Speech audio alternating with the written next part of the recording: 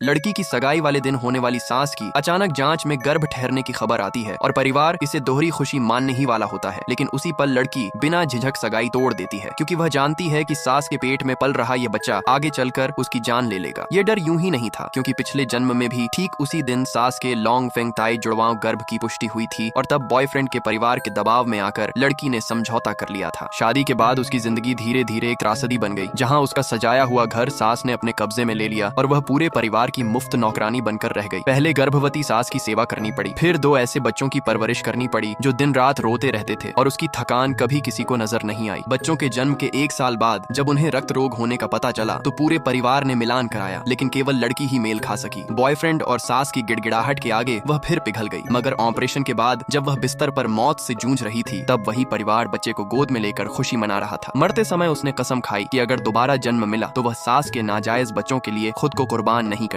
इसी कसम के साथ उसकी आंख खुलती है और वह 2 साल पहले उसी सगाई वाले दिन लौट आती है। सामने घमंड से भरी सास को देखकर वह बिना बहस किए सगाई तोड़ने का ऐलान कर देती है, जिससे बॉयफ्रेंड गुस्से से आग बबूला हो जाता है और उसे नाटक न करने की चेतावनी देता है। सास भी उसे एहसान फरामोश कहकर गालियां देती है और बच्चों को देखने देने को अपना उपकार बताती है, लेकिन लड़की शांत स्वर में कहती है कि यह घर दोनों की साझा पूंजी से खरीदा गया है और उसके 300 लाख उसे वापस चाहिए। साथ ही घर का सारा सामान वह अगले दिन निकलवा लेगी। यह कहकर वह बिना रुके वहाँ से चली जाती है और तय कर लेती है कि इस जन्म में वह फिर शिकार नहीं बनेगी। घर पहुंचकर वह माता पिता को सब बताती है, जो पहले हैरान होते हैं, लेकिन सास की गर्भावस्था की बात सुनते ही समझ जाते हैं कि यह शादी लड़की को गुलामी में धकेल देगी, इसलिए वे पूरा समर्थन देते हैं। अगले ही दिन लड़की लोगों को लेकर घर से फर्नीचर निकलवाने पहुंचती है, जिससे बॉयफ्रेंड धमकाता है कि ऐसा किया तो कभी माफ नहीं करेगा। मगर लड़की जानती है कि असली खेल अभी शुरू हुआ है। तभी सास का फोन आता है कि गर्भ को झटका लगा है और अस्पताल बुलाया जाता है, लेकिन लड़की इस बार नहीं जाती। कुछ देर बाद सास और बॉयफ्रेंड खुद उसके घर पहुंचते हैं, जहां बॉयफ्रेंड उसे नालायक कहकर धमकाता है, पर लड़की सवाल उठाती है कि हालत खराब है तो अस्पताल जाने के बजाय यहाँ ड्रामा क्यों। गुस्से में हाथ उठाने ही वाला होता है कि लड़की के पिता उसे थप्पड़ मार देते हैं और लड़की पैसे लौटाने की अंतिम चेतावनी देती है, जिससे दोनों घबरा जाते हैं। अगले दिन वकील के जरिए डराने की कोशिश होती है, लेकिन लड़की पुख्ता खरीद समझौता सामने रख देती है और बॉयफ्रेंड को मजबूरन समझौता करना पड़ता है। भुगतान में कमी, बहाने, गालियां, नाजायज रिश्तों के राज और कर्ज की बातें सामने आती जाती हैं और आखिरकार बॉयफ्रेंड वही रास्ता चुनने लगता है जो लड़की ने जानबूझकर उसके लिए छोड़ा था। अंत में जब वकील सहयोग का प्रस्ताव रखती है तो लड़की साफ कर देती है कि उसे सहानुभूति नहीं